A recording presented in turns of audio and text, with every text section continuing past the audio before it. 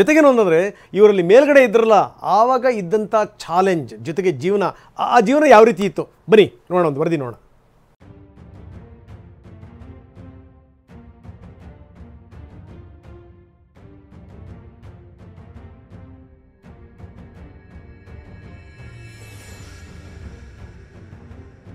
ಬರೋಬ್ಬರಿ 9 ತಿಂಗಳು ಅಂದ್ರೆ 286 ದಿನಗಳ ಬಳಿಕ ಸುನಿತಾ ವಿಲಿಯಮ್ಸ್ ಮತ್ತು ಬ್ಯಾರಿ ವಿಲ್ಮೋರ್ ಭೂಮಿಗೆ ಮರಳಿದ್ದಾರೆ. ಬಾಹ್ಯಾಕಾಶದಲ್ಲಿ ಸಾವನ್ನೇ ಗೆದ್ದು ಬಂದಿದ್ದಾರೆ. ಅಷ್ಟಕ್ಕೂ ಸುನಿತಾ ವಿಲಿಯಮ್ಸ್ ಮತ್ತು ವಿಲ್ಮೋರ್ ಮರಳಿದ ಈ ಕ್ಷಣವನ್ನ ವಿಶ್ವವೇ ಕೊಂಡಾಡ್ತಿದೆ.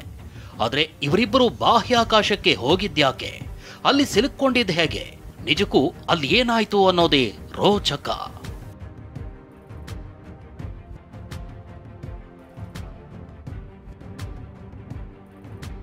8 ದಿನಗಳ ಪ್ರವಾಸ, 9 ತಿಂಗಳು ವಿಳಂಬ. ಅತಿ ಹೆಚ್ಚು ಕಾಲ ಸ್ಪೇಸ್ನಲ್ಲಿದ್ದ 2ನೇ ಮಹಿಳೆ.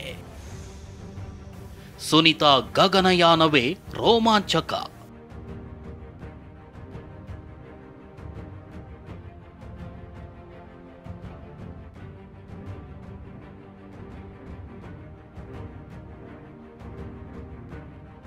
ಎಸ್, ಸುನಿತಾ ವಿಲಿಯಮ್ಸ್ ಮೂಲತಃ ಫ್ಲೈಟ್ ಇಂಜಿನಿಯರ್. ಬಾಹ್ಯಾಕಾಶಕ್ಕೆ ಮಾನವ ಸಹಿತವಾಗಿ ಕಳಿಸುವ ನೌಕೆ ಮತ್ತು ಕ್ಯಾಪ್ಸೂಲ್ಗಳ ಗುಣಮಟ್ಟ ಮತ್ತು ಅದರ ಬಳಕೆ ಯೋಗ್ಯತೆಯನ್ನು ಪರಿಶೀಲಿಸೋ ಕೆಲಸ ಮಾಡ್ತಾರೆ. ನಾಸಾದ ಮಾನವ ಸಹಿತ ಅಂತರಿಕ್ಷ ವಾಹನಗಳ ಕ್ವಾಲಿಟಿ ಚೆಕ್ಕರ್ ಅಂದ್ರೂ ತಪ್ಪಾಗಲ್ಲ. ಈ ಬಾರಿಯೂ ಅಮೆರಿಕದ ಖ್ಯಾತ ಸ್ಪೇಸ್ ಕ್ರಾಫ್ಟ್ ಕಂಪನಿ ಬೋಯಿಂಗ್ ತಯಾರಿಸಿದ ಸ್ಟಾರ್ ಲೈನರ್ ಪರೀಕ್ಷೆಗಂತಾನೆ ತೆರಳಿದ್ರು. And it was just fun to be in space again. I got to unstrap first because I'm on the right seat, and I was like, oh yeah, I'm floating. That's pretty awesome. A little weird, but now like both of us have been into it now an hour. Both got out of our seat. Star liner ಯಶಸ್ವಿಯಾಗಿ ಉಡ್ಡಯನ ಆಗ್ತಿದ್ರೆ ಸುನಿತಾ ಮತ್ತು Wilmore ಇಬ್ರು ಸಂತಸದಿಂದಲೇ ಇದ್ರು. June 5, 2024ರಂದು ಅಮೆರಿಕದ ಫ್ಲೋರಿಡಾದಲ್ಲಿರುವ Cape ಕ್ಯಾನವರಲ್ನಲ್ಲಿ ಆರಂಭವಾಗಿದ್ದ star liner mission 8 ದಿನಗಳಲ್ಲಿ ಮುಗಿಬೇಕಿತ್ತು. ಆದರೆ ಆಗಸಕ್ಕೆ ಹಾರಿದ ಕೆಲವೇ ಗಂಟೆಗಳಲ್ಲಿ ನೌಕೆಯಲ್ಲಿ ತಾಂತ್ರಿಕ ದೋಷ ಕಾಣಿಸಿಕೊಂಡಿತ್ತು. ನೌಕೆಯಲ್ಲಿನ ಹೀಲಿಯಂ ಗ್ಯಾಸ್ ಲೀಕೇಜ್ ಆಗಿತ್ತು. ಇಂಜಿನ್ ಪ್ರೊಪಲ್ಷನ್ ಸಮಸ್ಯೆ ಕಾಣಿಸಿತ್ತು. ಅಂತಾರಾಷ್ಟ್ರೀಯ ಸ್ಪೇಸ್ ಸ್ಟೇಷನ್ನಲ್ಲಿ ಪಾರ್ಕಿಂಗ್ ಆಗ್ತಿದ್ದಂತೆ ವಿಚಿತ್ರ ಶಬ್ದ ಬರಲು ಶುರುವಾಗಿತ್ತು. ಸ್ಟಾರ್ ಲೈನರ್ ನೌಕೆಯನ್ನ ಸಂಪೂರ್ಣವಾಗಿ ಪರಿಶೀಲಿಸಿದ ಸುನಿತಾ ವಿಲಿಯಮ್ಸ್ ಮತ್ತು ಬ್ಯಾರಿ ವಿಲ್ಮೋರ್ ಇದು ಪ್ರಯಾಣಕ್ಕೆ ಯೋಗ್ಯವಲ್ಲ ಅನ್ನೋದನ್ನ ಖಾತರಿ ಮಾಡ್ತಾರೆ. ನಾಸಾದಲ್ಲಿದ್ದ ಇಂಜಿನಿಯರ್ಗಳು ಕೂಡ ಸತತ ಪರಿಶೀಲನೆ ನಡೆಸ್ತಾರೆ. ಆದರೆ ಸ್ಟಾರ್ ಲೈನರ್ ರಿಪೇರಿ ಆಗೋ ಸಾಧ್ಯತೆನೇ ಕಾಣಿಸಲ್ಲ. ಹೀಗಾಗಿ ಸ್ಟಾರ್ ಲೈನರ್ನಲ್ಲಿ ವಾಪಸ್ ಬರಬೇಕಿದ್ದ ಇಬ್ಬರು ಗಗನಯಾನಿಗಳು ಸ್ಪೇಸ್ ಸ್ಟೇಷನ್ ಅಲ್ಲೇ ಉಳಿಬೇಕಾಗುತ್ತೆ. ಸೆಪ್ಟೆಂಬರ್ ತಿಂಗಳಲ್ಲಿ ಸ್ಟಾರ್ ಲೈನರ್ ಗಗನಯಾನಿಗಳಿಲ್ಲದೆ ಮರಳುತ್ತೆ ಅನ್ನೋ ಸಂದೇಶವನ್ನ ನಾಸಾ ರವಾನಿಸುತ್ತೆ.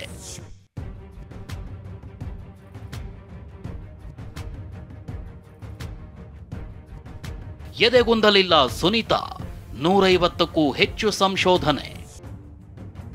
ಇದು ನನಗೆ ಅತ್ಯಂತ ಖುಷಿಯ ಸ್ಥಳ ಎಂದ ವಿಲಿಯಮ್ಸ್. ಭೂಮಿಗೆ ಮರಳುವ ದಾರಿಯಿಲ್ಲ, ಮನೆ ಸೇರಲು ಬೇರೆ ಮಾರ್ಗವೂ ಇಲ್ಲ, ಊಟ ತಿಂಡಿಗಾಗಿ ಎಷ್ಟು ದಿನ ಕಾಯಬೇಕೋ ಗೊತ್ತಿಲ್ಲ.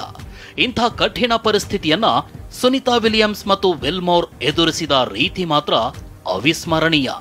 ಯಾಕಂದ್ರೆ ನಾವು ಸಿಲುಕೊಂಡಿದ್ದೀವಿ ಅನ್ನೋ ಯಾವುದೇ ಅಳುಕು ಆತಂಕವಿಲ್ಲದೆ ಸುನಿತಾ ಮತ್ತು ವಿಲ್ಮೋರ್ ಸ್ಪೇಸ್ ಸ್ಟೇಷನ್ನ ಕೆಲಸದಲ್ಲಿ ಮಗ್ನರಾಗಿದ್ರು. ಸುನಿತಾ 2ನೇ ಬಾರಿಗೆ ಸ್ಪೇಸ್ ಸ್ಟೇಷನ್ನ ಕಮಾಂಡರ್ ಪೊಸಿಷನ್ ಪಡೆದಿದ್ರು. ವೈಜ್ಞಾನಿಕ ಸಂಶೋಧನೆಯಲ್ಲಿ ತೊಡಗಿದ್ರು. 150ಕ್ಕೂ ಹೆಚ್ಚು ಸಂಶೋಧನೆಗಳಲ್ಲಿ ಸಾಥ್ ನೀಡಿದ್ರು. ನಾವಿಲ್ಲಿ ಚೆನ್ನಾಗಿದ್ದೀವಿ ಅಂತ ಸಂದೇಶ ಕೂಡ ರವಾನಿಸಿದ್ರು.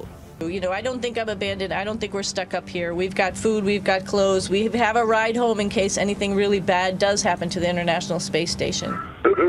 Things in the universe that are so much more powerful than we can even imagine on Earth, I think that's what blows my mind, and it reminds me that we're lucky to be here.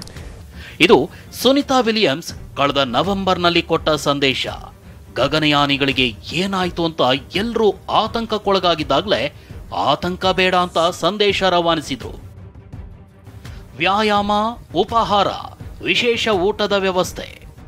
ಇನ್ನು Sunita Williams ಮತ್ತು Wilmore ಸಿಲುಕೊಂಡ ಮರುಕ್ಷಣದಿಂದಲೇ ನಾಸಾದ ವಿಜ್ಞಾನಿಗಳು ಒಂದೆಡೆ ವಾಪಸ್ ಕರೆತರೋ ಯೋಜನೆ ರೂಪಿಸ್ತಿದ್ರೆ, ಮತ್ತೊಂದೆಡೆ ಅವರಿಗೆ ಬೇಕಾದ ಅಗತ್ಯ ವಸ್ತುಗಳ ಪೂರೈಕೆಗೂ ಪರ್ಯಾಯ ವ್ಯವಸ್ಥೆ ಮಾಡಿದ್ರು.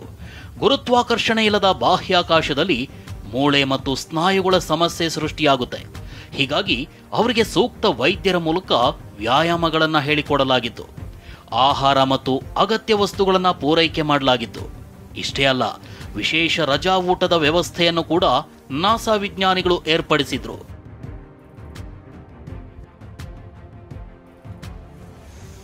ಮೂರನೇ ಬಾರಿ ಬಾಹ್ಯಾಕಾಶಯಾನ, ಸುನೀತಾ ಸಾಧನೆ. ಬಾಹ್ಯಾಕಾಶದಲ್ಲಿ ಇಷ್ಟು ನಿರಾತಂಕವಾಗಿ ಸುನೀತಾ ವಿಲಿಯಮ್ಸ್ ಇರೋದಕ್ಕೂ ಕಾರಣ ಅವರ ಅನುಭವ. ಪ್ರಸ್ತುತ ಸ್ಪೇಸ್ ಸ್ಟೇಷನ್ ಕಮಾಂಡರ್ ಆಗಿರೋ ಸುನೀತಾ ವಿಲಿಯಮ್ಸ್ ಗಗನಯಾನಕ್ಕೆ ಹೊರಟಿರೋದು ಇದೇ ಮೊದಲೇನಲ್ಲ. ಅಮೆರಿಕದ ನೇವಿಯಲ್ಲಿ ಕೆಲಸ ಮಾಡಿ ರಿಟೈರ್ ಆಗಿದ್ದ ಸುನೀತಾ ವಿಲಿಯಮ್ಸ್ 1998ರ ಬ್ಯಾಚ್ನಲ್ಲೇ ನಾಸಾ ಸೇರಿದ್ರು. ಈ ಹಿಂದೆ 2 ಬಾರಿ ಇಂಟರ್ನ್ಯಾಷನಲ್ ಸ್ಪೇಸ್ ಸ್ಟೇಷನ್ಗೆ ಹೋಗಿ ಬಂದಿದ್ದಾರೆ. 2006 ಡಿಸೆಂಬರ್ 9ರಿಂದ 22 ಜೂನ್ 2007ರವರೆಗೆ ಮೊದಲ ಸ್ಪೇಸ್ ಮಿಷನ್ಗೆ ಸುನೀತಾ ವಿಲಿಯಮ್ಸ್ ತೆರಳಿದ್ರು. ಈ ವೇಳೆ 29 ಗಂಟೆ 17 ನಿಮಿಷಗಳ ಸ್ಪೇಸ್ ವಾಕ್ ಮಾಡೋ ಮೂಲಕ ಈ ಸಾಧನೆ ಮಾಡಿದ ಮೊದಲ ಮಹಿಳೆ ಅನ್ನೋ ದಾಖಲೆ ನಿರ್ಮಿಸಿದ್ರು. 14 ಜುಲೈ 2012ರಿಂದ 18 ನವೆಂಬರ್ 2012ರವರೆಗೂ ನಡೆದ 2ನೇ ಮಿಷನ್ನಲ್ಲೂ ಸುನೀತಾ ವಿಲಿಯಮ್ಸ್ ಪಾಲ್ಗೊಂಡಿದ್ರು. ಈ ವೇಳೆ ತಮ್ಮ ಸ್ಪೇಸ್ ವಾಕ್ ಅವಧಿಯನ್ನ 50 ಗಂಟೆ 40 ನಿಮಿಷಗಳಿಗೆ ಹೆಚ್ಚಿಸಿಕೊಳ್ಳೋ ಮೂಲಕ ಮತ್ತೊಂದು ದಾಖಲೆ ಬರೆದ್ರು. ಒಟ್ಟು 322 ದಿನ ಬಾಹ್ಯಾಕಾಶದಲ್ಲಿದ್ದ ಸಾಧನೆ ಮಾಡಿದ್ರು.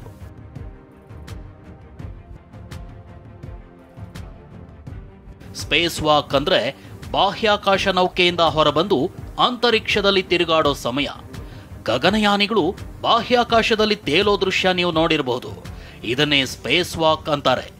ಈ ಬಾರಿಯೂ ಸ್ಪೇಸ್ ವಾಕ್ ಮಾಡಿರೋ ಸುನೀತಾ ವಿಲಿಯಮ್ಸ್ ಒಟ್ಟು 600ಕ್ಕೂ ಹೆಚ್ಚು ದಿನಗಳನ್ನ ಬಾಹ್ಯಾಕಾಶದಲ್ಲಿ ಕಳೆದ ಖ್ಯಾತಿಗೆ ಪಾತ್ರರಾಗಿದ್ದಾರೆ. Bureau report, TV9.